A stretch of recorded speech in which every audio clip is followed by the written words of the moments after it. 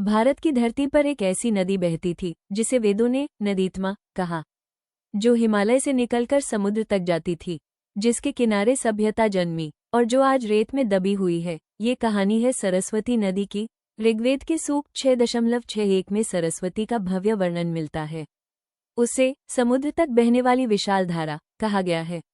वैज्ञानिक शोध बताते हैं कि वर्तमान की घग्गर हकरा नदी संभवतः प्राचीन सरस्वती का अवशेष है। सिंधु घाटी सभ्यता के 60% से अधिक स्थल इसी सूखी नदी धारा के आसपास मिले हैं।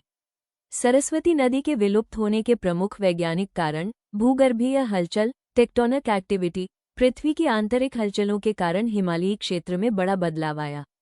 इसके परिणामस्वरूप सरस्वती की सहायक नदियां यमुना और सतलुज ने अपना रास्ता बदल लिया, जिससे सरस्वती का मुख्य जल स्रोत कट गया।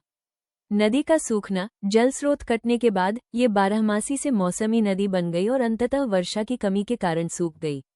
सरस्वती नदी के अस्तित्व का पता लगाने के लिए विभिन्न शोध किए गए, जो दर्शाते हैं कि यह एक विशाल नदी थी जो हिमालय से कच्छ के रण तक बहती थी। सैटेलाइट और रिमोट सेंसिंग, इसरो ने हरियाणा, पंजाब और राजस्थान से होकर बहने वाली एक विशाल भूमिगत नदी के प्रमाण सैटेलाइट इमेजरी के माध्यम से जुटाए। इससे पता चला कि यह घग्गर हकरा नदी के मार्ग में बहती थी। ओएनजीसी ने नदी के मार्ग में खुदाई की, जहां जैसलमेर के पास भारी मात्रा में मीठा पानी मिला। पीआरएल और आईआईटी बॉम्बे का शोध, इन्होंने थार रेगिस्तान में मानसूनी नदियों के मार्ग का अध्ययन किया और पाया कि पहले एक बड़ी नदी यहां बहती थी जो बाद में सूख गई। वैज्ञानिक निष्कर्ष, लगभग 10,000 वर्ष पहले तक यह एक विशाल नदी थी। अर्थक्वेक के कारण यमुना और सतलुज ने अपने मार्ग बदल दिए, जिससे सरस्वती का जलस्रोत कट गया और यह सूख गई। परंतु यहाँ गौर करने वाली बात यह है कि वेदों में हमें सरस्वती का जिक्र एक विशाल नदी के रूप में मिलता है, जबकि वैज्ञानिक दृष्टिकोण कहता है कि सिंधु घाटी सभ्यता के पतन का मुख्य कारण सरस्वती नदी का सूख जाना था।